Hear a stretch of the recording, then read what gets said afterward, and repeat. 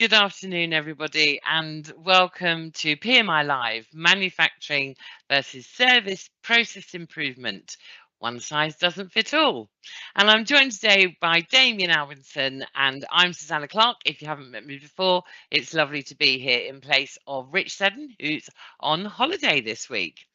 So PMI Live, as its name suggests, is a live and interactive experience. So we're looking for you to participate. We're looking for your questions, your feedback, your curious inquiries. Please do share all of those. Anything that you'd like to share with us in the chat, I'll pick them up and I'll share them with Damien. I'd like to say a big hello to everyone who's joining us on our live streams on LinkedIn, Facebook and YouTube. We'd love for you to also take advantage of the functionality and features we're going to be using, like polls and chat. So please, you can register right away by going to pmi.co.uk/webinars, and then you can come in and join myself, Damien, and all our other guests. So let's get to the content. Damien, what are you going to take us through today? Okay, thanks, Susan. Thanks for inviting me back. Okay, so what I want to cover today is starting off just exploring, what we mean by service versus manufacturing, just in case anyone's not sure. Then want to look into the similarities regards the two industries with regards to how they improve. And then start to explore, some possible limitations, and then zoom in on a single organization and think about, should there be differences when we think about different internal functions within a single business, and then finish off with rounding off with a reflection on some of the foundations that underpin it. So yeah, quite a action-packed session. Yeah, excellent. Looking forward to it, Damien. Cool. So let's start with some definitions then. So manufacturing, I've got a definition at the bottom of this slide. So it's the where processes are usually converting materials of some description into a product for a customer, or a component, or a finished product. So lots of things fall into that bracket. We've got the obvious sort of industry kind of manufacturing. I've got a photo top left there of the company I used to work for, Airbus, making wings. But we could even argue construction could fall into the bracket of manufacturing. And then the less obvious stuff, like producing things like cups of coffee if you're in a high street cafe, or making software like applications and so on. You're still building something. So that's what we're referring to with regards to manufacturing. I think that latter group is really interesting, Damien. That wouldn't necessarily have been anywhere near my thinking until I'd seen that and the way you're describing that. I think that's great. Yeah, I just wanted to broaden it out, because otherwise we just tend to think of it as being factories and dirty machines and that kind of stuff. Yeah, exactly. And when we refer to service, it's usually the provision of some intangible thing that benefits a customer. So your obvious sort of office-based work, your call centers, but extending that out to providing education, providing emergency services, providing medical services. There's a huge variety of things that fall into this category. So, as we always like to do, start early with a poll and just find out a little bit more about our audience and who we've got joining us today. So I thought, why not ask what type of industry do you feel best reflects the core activities of your organization? So answer one is you think you're a manufacturing type business, you make or assemble things. Answer two is a service type business, so you provide one or more services. Answer three is perhaps you think you're a combination of the two. And then four is, if you don't feel like your organization really belongs to either of those, then you can select other, and please let us know in the chat. It'd be quite interesting to see what turns up there. And then number five is, if you're just not too sure, you can plumb for that. So hopefully the poll is on the screen, reliably informed.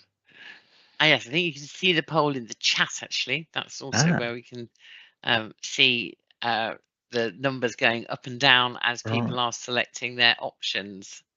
Very good. And I guess thinking about it from a core perspective, because so many organizations, they're more complex, aren't they, than just doing one thing. There's all sorts of aftercare and other things that go on in businesses. Indeed, yeah. I think this is not necessarily as easy to answer as it might first appear, but I don't think I can see the results actually. But I think I'll have to rely on you, Suze, to give me some input on what it's looking like. Okie dokie. Right. So what I can see is that we have 15% of our audience consider themselves in a manufacturing type business.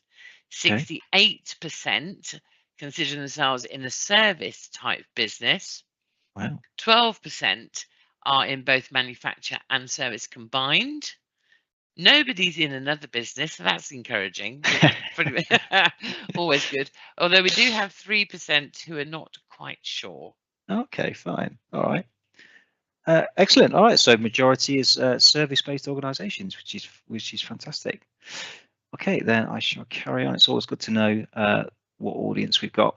And yeah, just picking up on your point, actually, Suze, I think that, if you think of, we tend to think of, if you're pure manufacturing, that that's all that happens. But of course, manufacturing firms rely on lots of things going off behind the scenes, which are indeed providing either internal or sometimes external services. Yep. And then to some extent, service type industries might also provide a product, like a report, perhaps. So you could argue that there's both a product there as well as a service. So I think I was kind of expecting that maybe more people might go for option 3 there, but Okay. but then I did say core activities in the question, Yes. to be fair. So yeah. All right. So the key question then, does the improvement approach need to be different depending on those different sectors? Well, if we take this back to some of the, or some principles, and there's lots of different principles that govern business improvement, and here's just some of them. So one of them that you certainly would have heard about if you've done any training with PMI is the system of profound knowledge from W. Roberts Deming. There's also the 5 lean principles as written about by the authors Womack and Jones. And when you look at those principles, you can often reflect as to how that might apply to your industry, and hopefully you would see that they would apply equally well in either. And if we look at some of these quotes I've just dropped on the bottom of the slide, so a quote from Taiichi Ono, who's one of the lead engineers in Toyota, said, all we're trying to do is, looking at the timeline between the moment the customer gives us an order through until we get paid for that, and trying to reduce that timeline. Who wouldn't want to do that in their business if you think about the big picture view? Yes. And then a suggestion of what Six Sigma is that I just pulled off a search engine, a relentless pursuit of perfection through data-driven decision making. And again, well, who would argue with that, right? That just seems like it would apply no matter what the work is that we do. Yes, but it's not uncommon, is it, Damien, to hear potential clients, let's say, oh, I'm not really sure if this is for me because we're a service industry. Right. Yes. If only I had a pound. So yes, it's a very common, and I'm going to kind of come on to around why I think that happens, or at least the theory of mine I've got, which is coming up. And so of our 68% of the audience that are from the service industry, I'd be really interested if any thoughts in the chat about how accepting you find people within your company are about the idea of process improvement. That would be really interesting. Any comments you have? Thanks. Yes, that would be great. So, what are the sorts of things we're trying to accomplish when we're going through or using some sort of improvement method? And I've just thrown a few ideas onto a slide here, but ultimately both some of the more dominant approaches, Lean and Six Sigma, probably that's 2 of the most still dominant approaches, and they're both very clear that they're both setting their sights on the making life better for the customer. But as other techniques are trying to help us just find an easier way to do the work, create opportunities for us to sort of learn and share ideas as we go through change, create better working conditions, have less errors, mistakes, defects. I think most businesses would always want the outcome to be lower costs and higher profits so we can survive. Greater resilience, able to adapt, and so on. So, and again, I don't think that those objectives differ by sector, certainly not in my experience of being a consultant for the last 12 years. And we've just had one of our 68% from the NHS posts to say that they've got a big drive in improvement in their trust. So that's great to hear. Yes, very good. So it might start to seem at this point that there is no difference, right? There shouldn't be a difference, and maybe that's true. In addition, if we take a principle that PMI talk about a lot in our endeavors, is this idea of thinking about work simply as a process.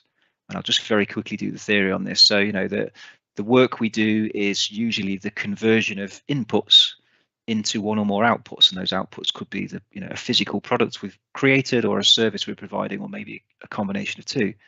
And that's happening because there's someone who needs those products or services, and we call that the customer. And when we take this process thinking lens, again, it really starts to not matter what the work is. So it doesn't matter if I'm physically making something or I'm providing a service. There's still a series of steps and activities that stitch together much the same, irrespective. So some of these principles really do help to kind of separate out and say, well, actually, it doesn't matter what industry you're in. You can apply a lot of these approaches equally well. Before we go on, Damien, somebody's put an interesting perspective in the chat, which I think, it was not going to be new to a lot of people, and many people struggle with it. I'd like your thoughts on it, really. They say that they're in their organisation, people are very accepting of the idea of process improvement. They fundamentally want to improve, but many need a lot of convincing to create the environment for it to happen. Right. What are your thoughts on that? I think that's something that I'm going to answer at the end. Okay. I'm going to come around to something at the end. But yeah, I certainly recognise that, and I think that as much as the appetite is there sometimes, that there needs to be something else beyond just the sheer want of doing it, because lots of people will want to do it, but then it's about how we organise ourselves to make it happen. And to convert it into action. So yeah, let me maybe try and answer that towards the end. And if I don't, please drop that in the chat again, and I'll give me a reminder. I will. So why then do we have all of these different approaches? And when I say all, I haven't listed them all on this slide, but I've just picked a handful of them. The ones that most people have probably heard about, Six Sigma, Kaizen, Design for Six Sigma, DFSS, Total Quality Management, and the rest, right? And it seems to be an ever-growing list of approaches. So I want to try and maybe dip into that and start to explore. So why do we have all these differences then? Which is what we're going to do next. So some origins then. If we go back to where these things came from, lean, certainly the word, maybe not so much the technique, but the word or the phrase was coined from a very long study that took place in the 1980s, where they were studying Japanese companies, trying to understand how they were managing to create these super cheap products that were far more reliable.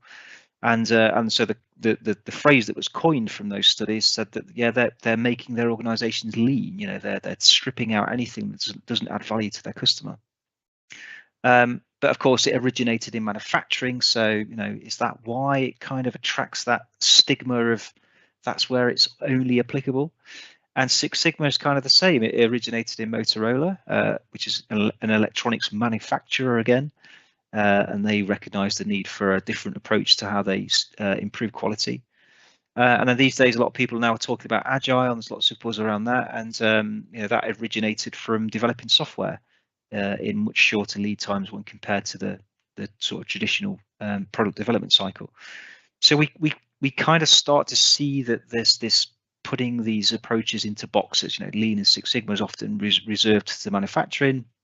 Agile is often put down there for software development and service. Usually is perhaps maybe trying to borrow or use those same techniques, but just in a service context.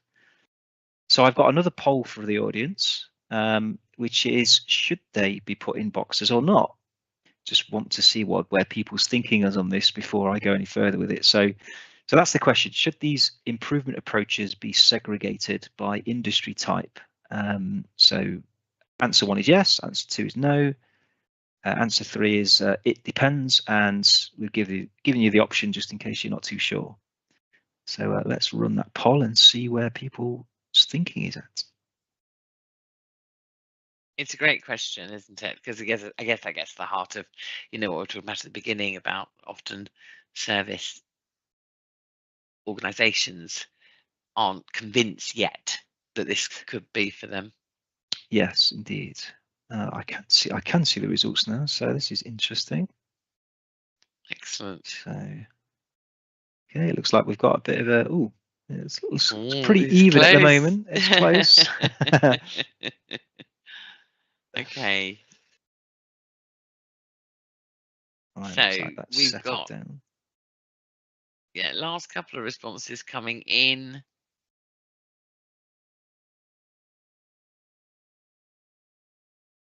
And it looks like buy a whisker.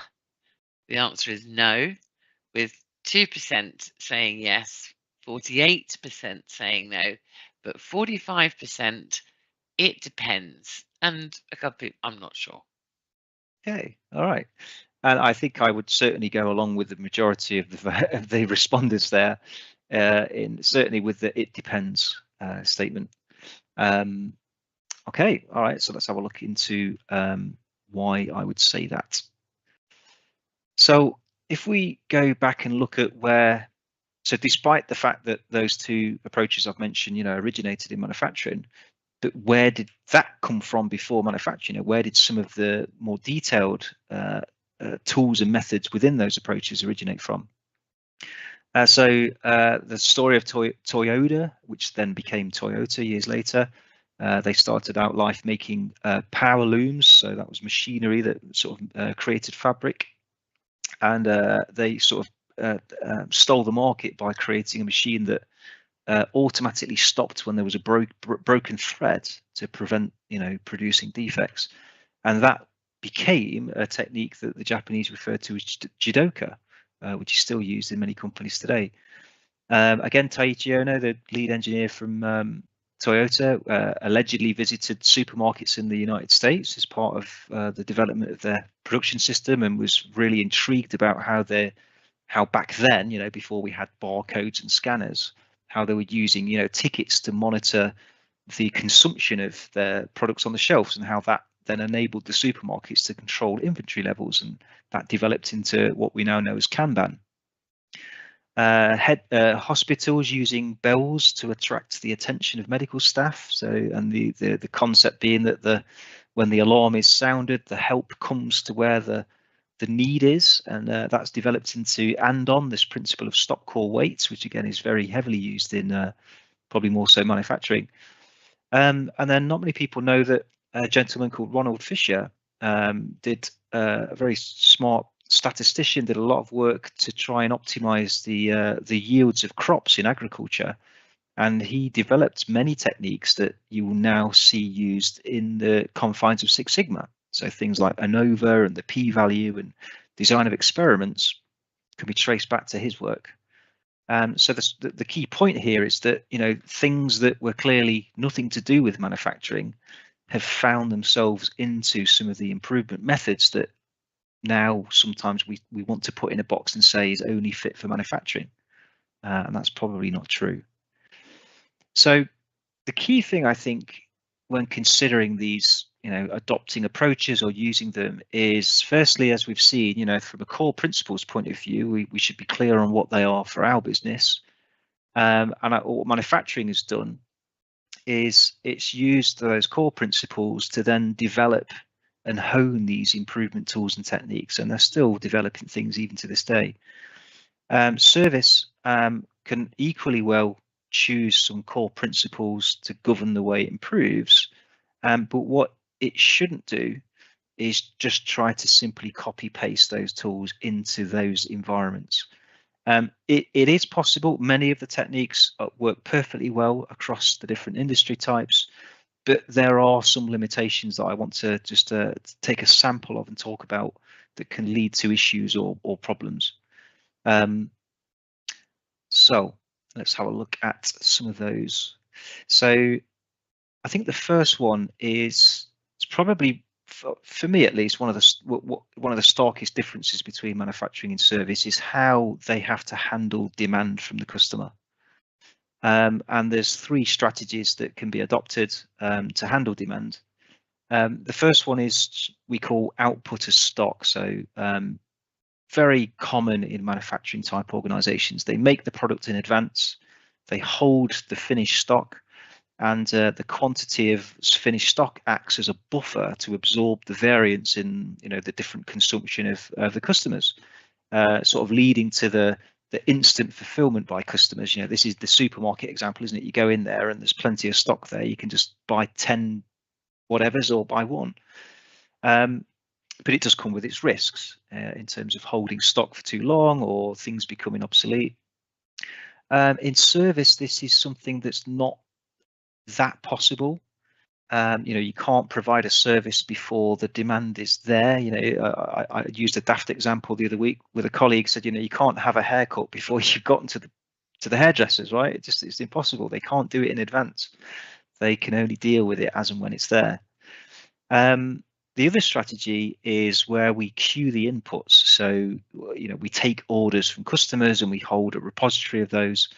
And then we pull from that queue at a certain rate. And the idea with this one, kind of similar to the first one, is the variation in the orders coming in is what absorbs the variance, enabling the process to try and maintain a more steady rate.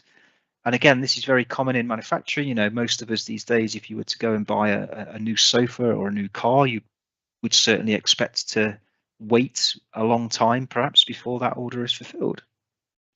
In service, they can do this to a point, but it's kind of restricted because customers won't tolerate very long queue times. If you think of something like calling a call center and getting put on hold, or going to a busy restaurant, at peak times and maybe being asked to sit in the holding area and have a drink or two before your table's available, you can queue that to a point, but it's far more limited. And then the final. I had an interesting experience, actually, funny on that subject of queuing and restaurants. There was a restaurant that we had gone to in London, and there was no booking process, so you couldn't book. Right. So you had to just turn up, and you turned up, and they said, well, it's going to be about half an hour. It's going to be about 45 minutes.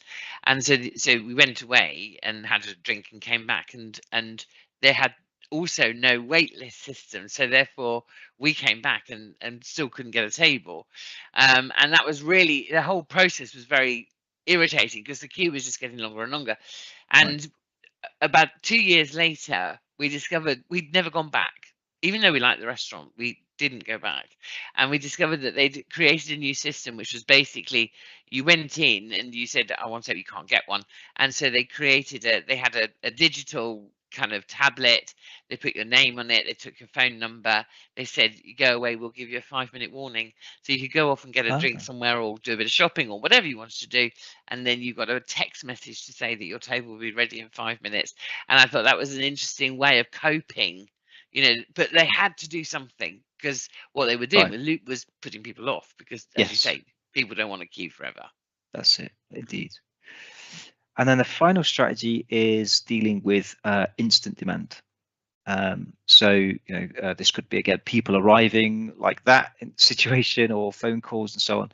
And this one is probably one that is more common to service because they're used to dealing with that flex in demands. They've set themselves up strategically to deal with that, usually by having people, operators who are skilled in multiple different tasks, so they can flex the resource to accommodate the changes in demand profiles over the course of a day or a week. Not so common in manufacturing. Usually because the lead times are much higher, so they can't instantly create you an iPhone just because you've ordered something. They have to deal with that in probably one of the other two strategies. So I think this, for me, is probably one of the things that you could separate manufacturing and service by, but not 100% of the time. I think there are service examples that could do some of the earlier strategies, and there's probably some manufacturing examples that could do that. But generally speaking, I think this is something that would separate those two sectors for me, and which could then have an influence on some of the improvement methods and approaches that may not work as well or otherwise. The other one is if we take the sort of a traditional value stream view of a business. So this is a sort of a template of a traditional manufacturing type value stream map. Something that manufacturing businesses are able to do using one or more of those strategies on the previous slide is that they can forecast to an extent, they can forecast demand, but then plan and schedule for it. And that allows them to, again, avoid this kind of peak and trough chasing the tail. But again, it still works in conjunction with those earlier strategies. And in manufacturing, the way that we've organized the resource, the people resource, is usually, you have people that are dedicated to a specific task. Usually that's a very repetitive task for which they have the necessary skills to do that job well. Unlike service, perhaps, where, okay, we can forecast demand to a point again, but demand is usually more instantaneous, and we've got to be more flexible and sort of agile in how we respond to that. So that's why we have usually operators that are multi-skilled in lots of different activities, and they use that as a strategy to flex. Now I know that there's going to be challenges to both of those statements, because you could argue one or the other. But I think with manufacturing, something to really carefully think about is, if the work is repetitive, and you could dedicate people to a particular task for a majority of their working day, then there's absolutely no reason why you couldn't adopt the same approach as a manufacturing organization. So I think sometimes it's just the instant, oh, we're service, so we can't run it like a car factory. And sometimes I think we're too quick maybe to make that judgment, but in some cases I would absolutely agree and say, yeah, there's too much variance in the processing times, or the variance in demand or something, and yeah, it doesn't, one size certainly doesn't fit all with regards to demand management. And in your experience, Damien, if you were to go into that kind of organization, service organization, where would you start looking? That's a great question. Crikey.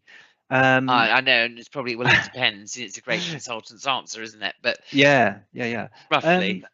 Yeah, I think I would start looking at things like the nature of the work, the way in which they structured their people. We could start looking at information about, historical demand patterns and seasonal variances and all that kind of stuff, and really start to use some of that data-driven approach to understand, what is the likelihood of being able to apply some of these approaches. But it's back to the earlier point about, you pick and choose these methods to suit the situation, rather than just go, oh, it's going to be this set of tools because that's what we always use. That's where we could really mess it up.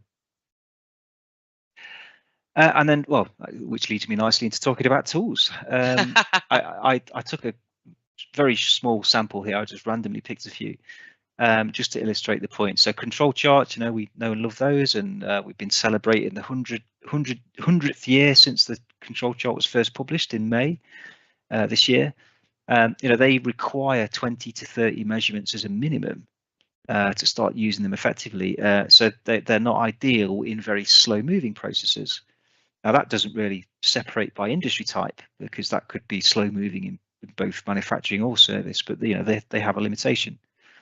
OEE, which is overall equipment effectiveness, is a mechanism to sort of identify what we call the 6 big losses. Is usually reserved for monitoring equipment. So, machinery, equipment, that kind of environment. It can be used outside of those environments, but you'll mostly see it used in those environments because that's kind of what it was designed to do. And then a technique that I've used a few times now, which is really interesting, called customer journey mapping. And this is a mechanism where you follow the interactions a customer has with your organization at multiple points in their sort of overall experience of whatever it is they're using you for. And it's a way to look at how successful those interactions are, and how we can create more value. And that generally is a technique you'll see more commonly in a service environment, because in a service environment, there's lots of different touch points from a customer. Whereas in manufacturing, it's just the product is produced, and then the only feedback is when the product is in the customer's hands, so to speak. So these differences go both ways. So should there be different approaches within the same organization? If we think about different functions, well, this kind of pulled me back to the process thinking principle that we talked about early on in the webinar.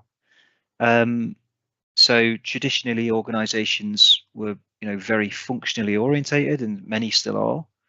And what most businesses have started to realize is that despite the functions where we have clear sort of boundaries and roles and so on, that there are processes that sit across those that really serve the true external customer. And a principle called systems thinking says, any organization really should try and be reaching a point where those different functions almost take more of a back seat. And it's the efforts from the individuals and teams within those functions that should be propping up and supporting and improving those end-to-end processes, because they're the real assets that genuinely serve the external customer. If those processes don't work effectively, the external customer is going to feel that, and then that's going to be the perception they have of your entire business.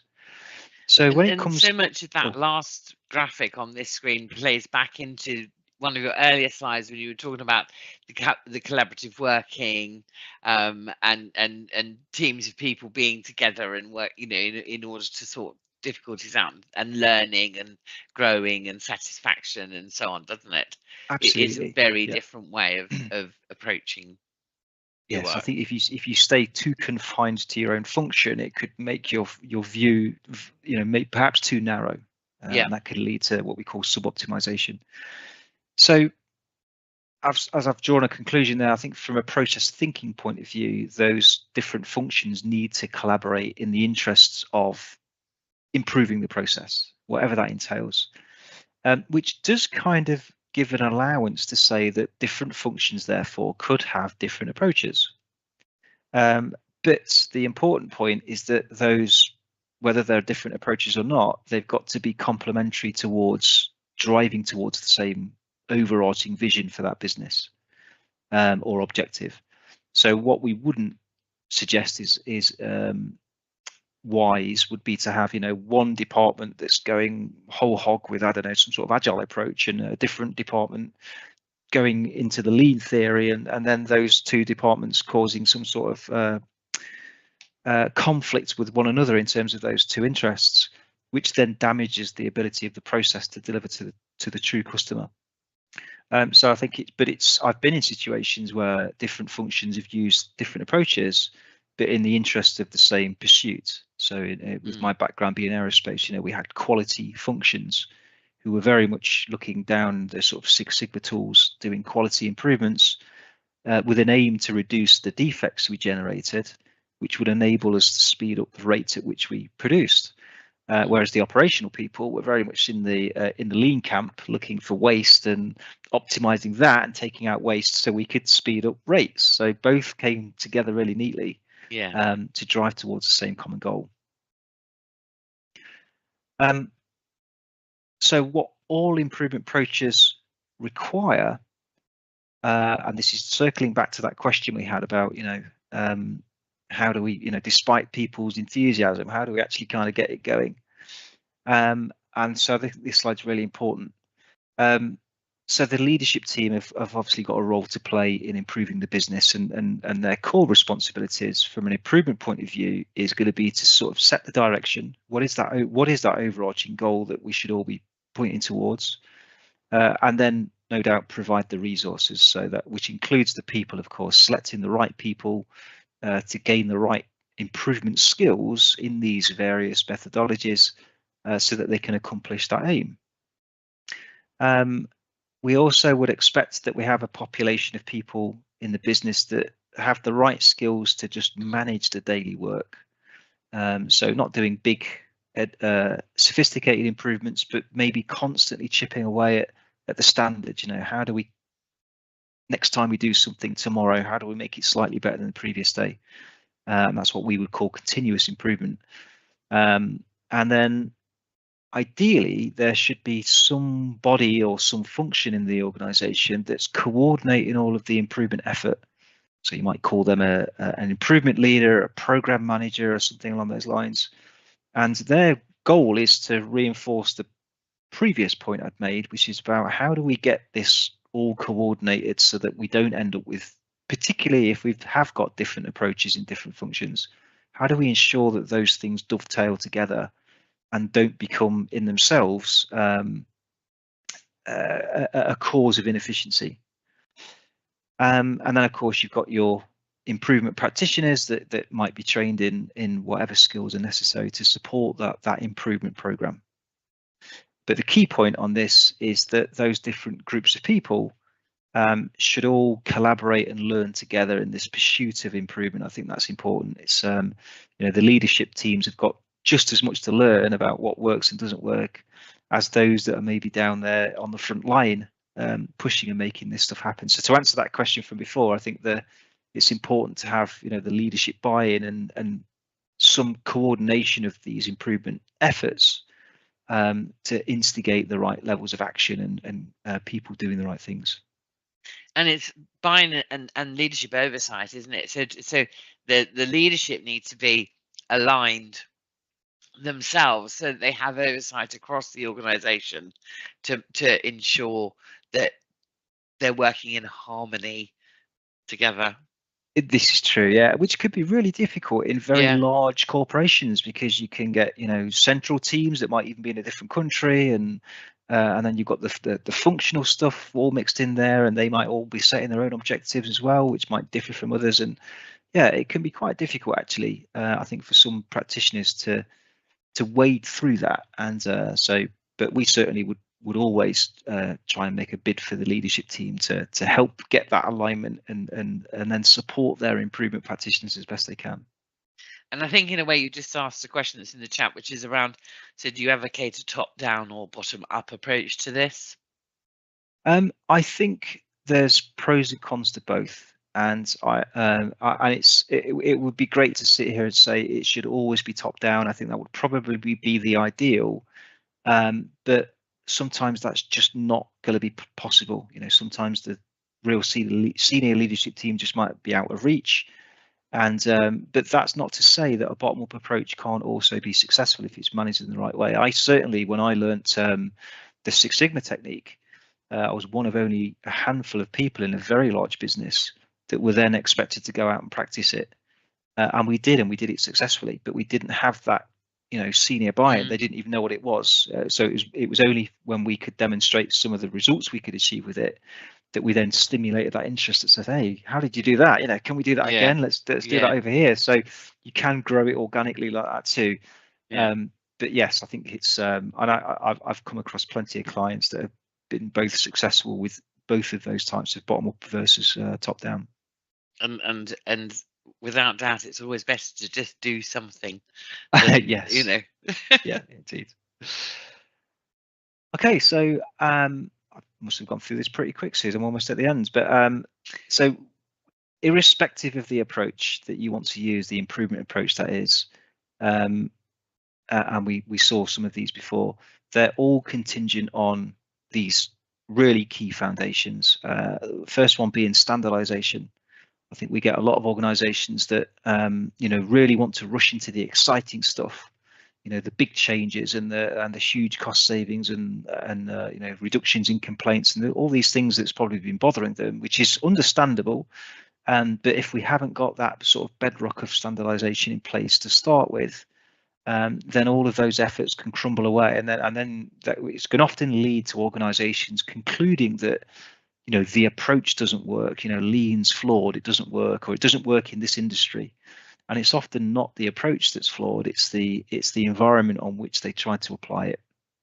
I think the other thing that interestingly, very recently, but increasingly, I'm talking to either clients who have been looking at IT digital technology solutions to solve problems, or actually to the IT vendor who are trying to get their IT solutions in to solve problems, which would be problems like reduce errors, reduce the amount of time it takes, automate menial tasks, the transition of paperwork from one place to another, and so on and so forth. And they're throwing the IT system out effectively as it didn't do what they wanted it to do.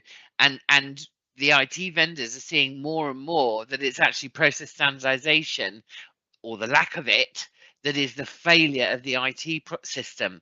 And Right. so that's really interesting when we see those vendors really pushing towards, what support can process standardization give them in order to achieve the results, because that's going to make a big change in how they consult about the implementation to their clients. Absolutely. If you have, if the way in which the work is being done is hugely variable, because there's no real clear standard there that guides us in how to do that work, then no IT system's going to solve that one, I don't think. Exactly. Yeah.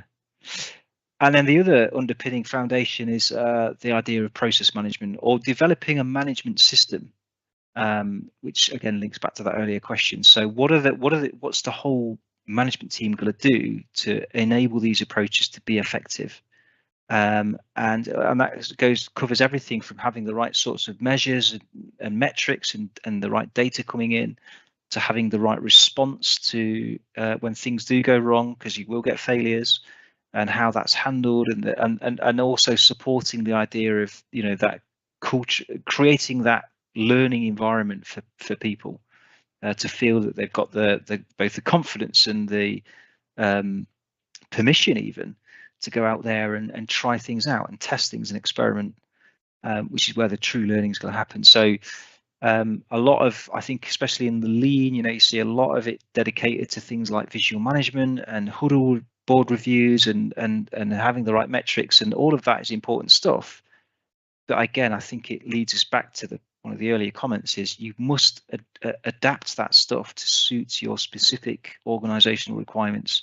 If you just try and copy something that you've seen Toyota do or someone else, it might not give the same value to you as perhaps it does to them.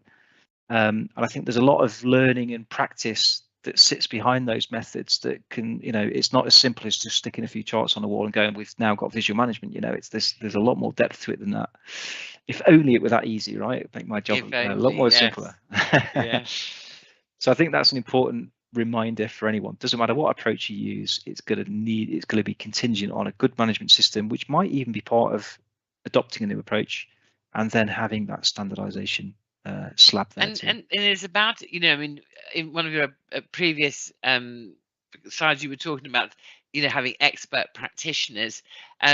Actually, it's when everybody who's working in processes is a practitioner of improvement and process improvement themselves, and that is a core skill of their job. It's not just to be an engineer, be a health practitioner, but Right. it is also to be a process improvement practitioner too, that it's understood as part of what you do every day. That's when you get that real shift change, isn't it? Yes, absolutely. And there's lots and lots of real simple techniques that you can use, that you can start using just in your daily work without it being a big project. It doesn't have to be a big step change. There's some really fantastic little bits of theory, things like mistake proofing, the PDSA cycle. There's all these little nuances that you can start with, just in your local area, and start to cut your teeth on to develop those and hone those skills. And Damien, you mentioned earlier control charts. I'm going to just give the vote for the control chart. As somebody who, when I first came across a control chart, I really didn't understand it. It has become something that I love, and that when I talk to clients these days and they're not using control charts, my goal is to help them to love them as well. Right. If you don't yet love the control chart, please do go onto our Knowledge Hub. Have a look at the webinar that we ran last month on control charts. We've also got some videos, we've got some podcasts, we've got some infographics. So go and have a look on control charts, and let me come back to me, come back to Damien if you want to ask us any questions about how to love them more. We'll help you. We certainly will. Okay, so then leading on to the summary of this session. So first point is, so from a principles perspective, business improvement is generally seeking the same thing. I think we saw that earlier on. Just because a method is originated out in a particular industry doesn't mean that it is confined to that industry. It can be useful in another, but just remember that cautionary flag about copy paste. When using any approach, I think it's important to have that, seek some expert guidance. You've no doubt got some skilled practitioners internally, or you can always come to PMI and ask for some support. So who can help you then understand the appropriateness of some of these methods, given your particular circumstances, so that you don't end up wasting time and energy. And different approaches in different functions in a business, as we've just said, must make sure, or they must remember that, they're all playing for the same team. At the end of the day, it's the same business, the same customers. There's no point having conflicts internally.